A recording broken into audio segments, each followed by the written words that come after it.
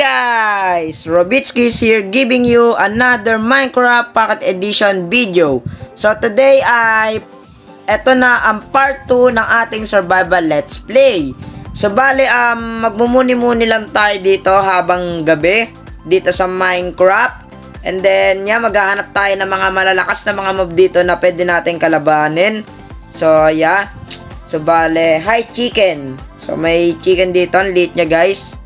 So, bale unahan ng chicken at no way! Village ba yun? Hindi ko to napansin na. Okay, village nga. So, mag-impake na tayo guys. Kakatingin ko pa lang sa village, impake agad So, mag-impake na tayo. Lipat na tayo ng village. Iwan na natin tong wala nating kwentang bahay. Ang sikip lang sa loob neto. So, mag-impake na tayo.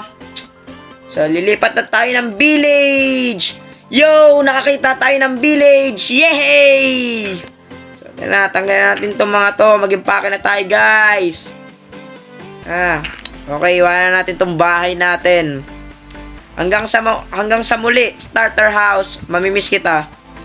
Pinaghirapan ko din yan, guys. 10 hours ko yan pinaghirapan yung bahay na yan. So, lilipat na tayo ng village, guys. Doon na tayo maninirahan. Doon na tayo maninirahan na mapayapa. At dito na tayo titira sa village na to. Bale, ilawan muna natin kasi madilim. Habang madilim guys, perfect timing, saktong sakto. May ilaw na dito sa lugar natin. So okay, yan. Gagawin kong lugar to. Ayos guys, ayos. Nice one. There you go. Nakita tayo ng village. Ang swerte natin. High ship. Mas ka dito. Patay siya. So, bale. Pem. Ilawan na natin yan. Grabe guys. Ang swerte natin. Ang swerte ng seed natin. Nakakita tayo ng village. Grabe. So, ayan yung seed natin. Yan. Tignan nyo na lang. So, pwede nyo tayo try. Kung gugustuhin nyo, makakita ng perfect na village para sa inyo. Ito na yung seed ko, guys. Pwede nyo tayo try. Wala akong kinuha na ng seed na to. Basta nag-create na lang ako ng word. Then, ito yung lumabas. Talagang sadyang mabait lang sa akin si Minecraft.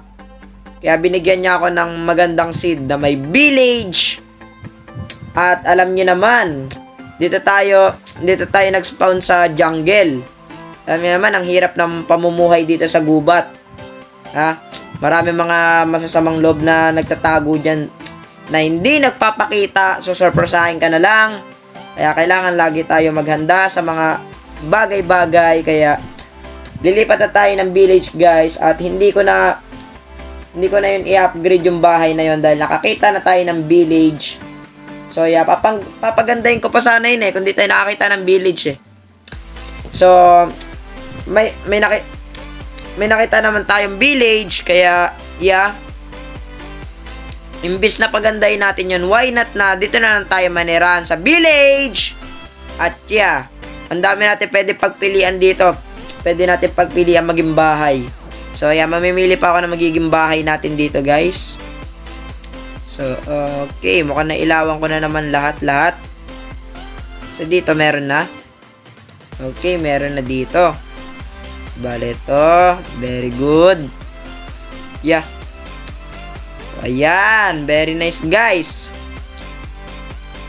And then bago mag-umaga, sakto, nailawan na natin itong village natin. Ang lawak na magiging lugar natin dito guys.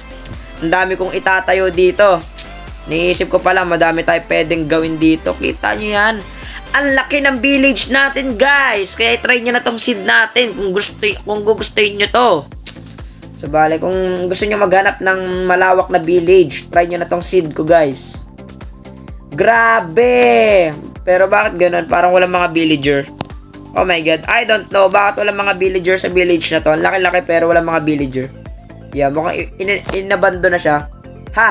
Buti inabando na tong village na to. Akin na to boy. Dito na ako maninirahan forever. So maghanap tayo ng pwede natin maging bahay. Ito pwede, ang laki So, pero baka makahanap pa tayo. Mag-check lang tayo dito, guys. Okay.